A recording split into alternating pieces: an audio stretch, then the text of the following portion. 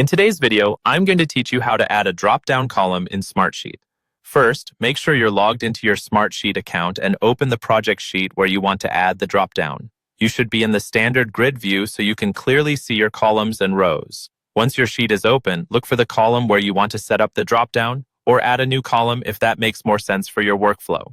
Next, click on the column header area that's highlighted in your interface.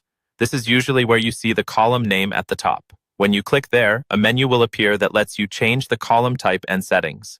From that menu, look for the option that allows you to choose a column type and select the drop-down list option. This tells Smartsheet that this column should only allow specific predefined values. Once you've selected drop-down list, a settings panel will open where you can define the choices that will appear in your drop-down.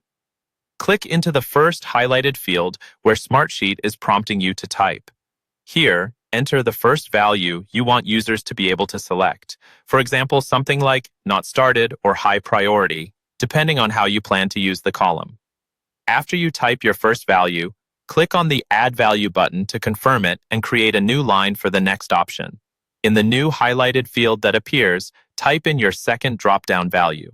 Again, once that's entered, click Add Value to save it and open another line. Repeat this process for your third value, typing it into the highlighted area, and continue adding values until you've listed all the options you want in your drop-down. When you're done setting up all of your choices, click the Apply button. This saves your drop-down configuration and updates the column so that every cell in that column now uses the values you just created. Now, go back to the sheet and click into a cell in that drop-down column. You'll see the drop-down arrow appear. Click on it and you'll see the full list of values you added. Choose the first value to test it out.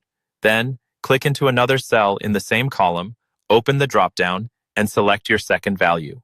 Finally, repeat that again in another cell and choose the third value. This lets you visually confirm that your drop-down is working correctly and that all of your options are available exactly as you set them up.